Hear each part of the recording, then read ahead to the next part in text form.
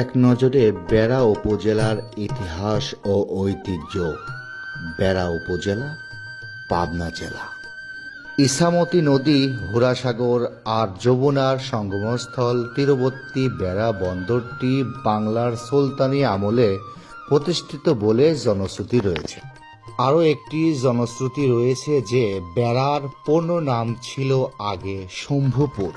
খ্রিস্ট জন্মের পূর্ব হতে উত্তরবঙ্গের নদ নদী সঙ্গমস্থল হিসেবে শম্ভুপুর ব্যাপক পরিচিত ছিল। এই শম্ভুপুরে তাই গড়ে উঠেছিল জনবসতি।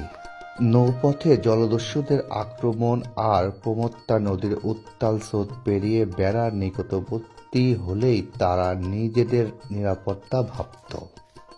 এ কারণেই বেড়া নিরাপদ ও পোতাশ্রয়ের উদাহরণ হয়ে দাঁড়ায়।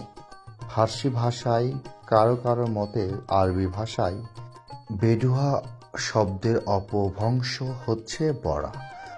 যতদূর জানা যায় যে 800 খ্রিস্টাব্দের গোড়ার দিকে আরব বণিকেরা বেড়ায় তাদের অন্যতম প্রধান বাণিজ্য কেন্দ্র গড়ে তোলে।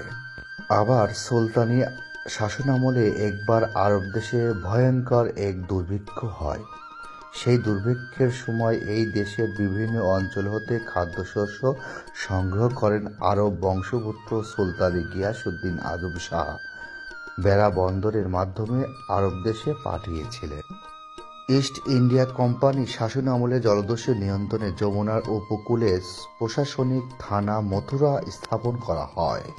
মথুরা থানা যমুনার করাল গ্রাসের নদীগর্ভে বিলীন হয়ে গেলে যমুনার পশ্চিম উপকূলে বেড়া নামক স্থানে থানাটি পুনঃস্থাপিত করা হয়।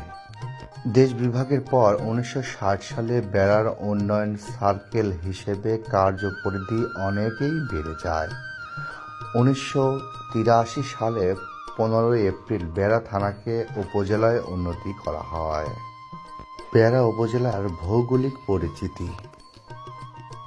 বেড়া উপজেলার উত্তরে সিরাজগঞ্জ জেলার শাহজাদপুর উপজেলা ও চৌহালি উপজেলা, দক্ষিণে রয়েছে রাজবাড়ী জেলার গোয়ালন্দ ঘাট এবং রাজবাড়ী সদর উপজেলা, পূর্বে সিরাজগঞ্জের চৌহালি এবং মানিকগঞ্জ জেলার দৌলতপুর ও শিবালয় উপজেলা, পশ্চিমে রয়েছে পাবনা জেলার সুজানগর ও সাঁথিয়া উপজেলা। ভৌগোলিক অবক্ষয় বিবেচনা করলে দেখা যায় যে বেড়া উপজেলার মোট ভূভাগের 70% নদীর তীর। পদ্মা, যমুনা, হুরাসাগর, ইছামতি, আত্রাই নদী আর ধরাই, নান্দেনিয়া ও মাসুমদিয়া বিলের সাথে এই এলাকার মানুষের অর্থনৈতিক কর্মকাণ্ড সম্পৃক্ত রয়েছে। নৌ পরিবহন, মৎস্য আহরণ ছিল বেড়া মানুষের মূল পেশা। নিরাপদ নৌঘাট হওয়ার কারণে যুগের পর যুগ ধরে বেড়া হয়ে উঠেছে সোনালী আঁশ পাটের প্রখ্যাত ব্যবসা কেন্দ্র। জনশ্রুতি রয়েছে যে পাট কেনার জন্য ব্রিটেন থেকে সরাসরি বিমানে এসে নামত নাকালিয়া সংলগ্ন যমুনা নদীর তীরে। বেড়া পাম্প হাউসের সেচ প্রকল্পের কারণে কৃষিকাজ আর মৎস্য চাষ অর্থনৈতিক কর্মকাণ্ডে এক নতুন যাত্রা যোগ করেছে। এই উপজেলাতে মিলভিটা, আড়ং দুধ, প্রাণ দুধ আরও অনেক প্রতিষ্ঠানে দুধ সংগ্রহ কেন্দ্র স্থাপন করেছে এবং এই উপজেলাতে বাদাম চাষ ও ভুট্টা চাষে অর্থনীতিতে সমৃদ্ধ রয়েছে। বেড়া উপজেলার আয়তন 24,860 বর্গ কিলোমিটার, জনসংখ্যা 2,65,753 জন।